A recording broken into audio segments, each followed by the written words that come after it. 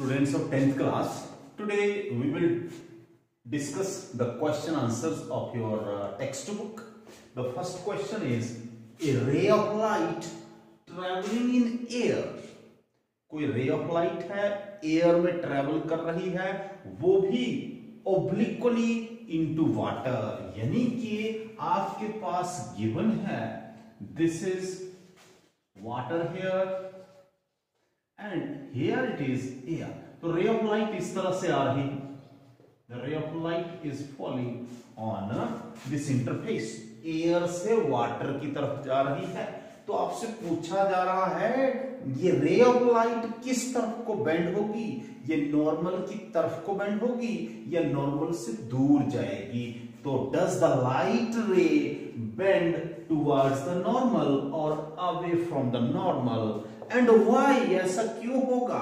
तो मैंने आपको बताया था drawn.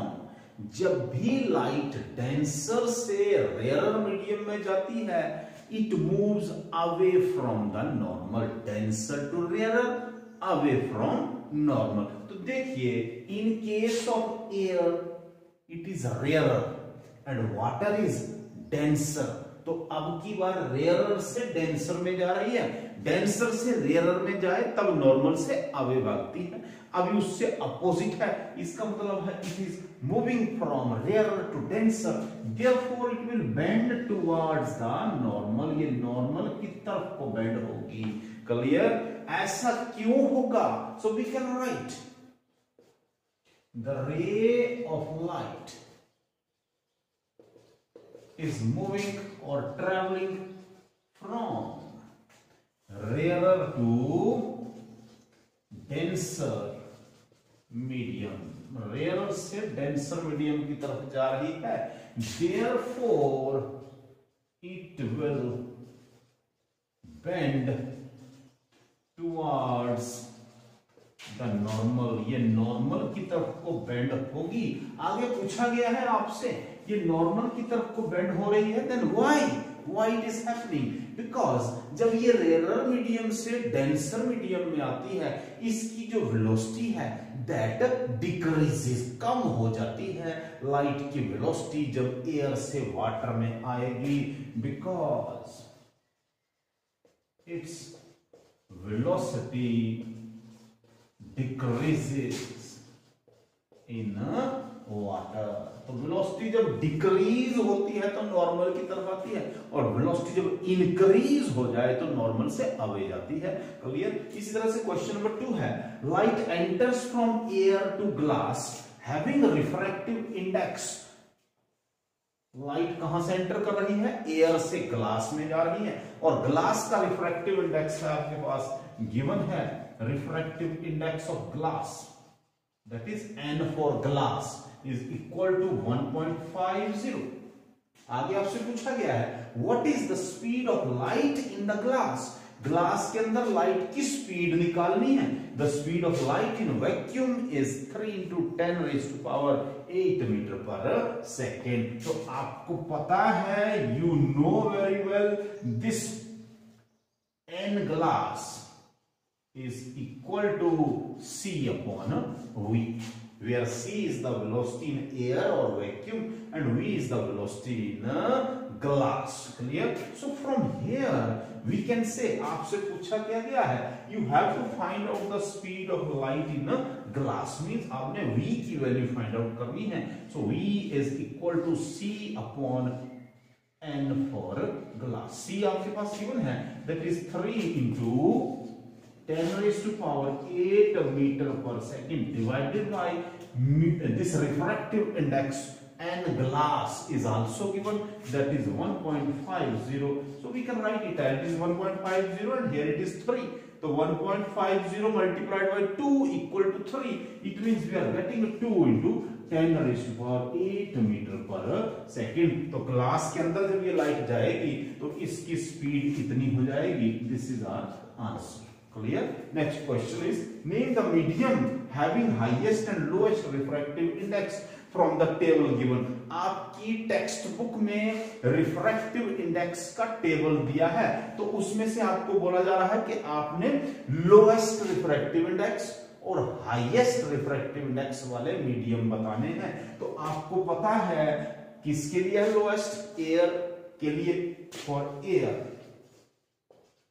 It is equal to, for air it is 1.0003। yesterday I have told you all these values, clear।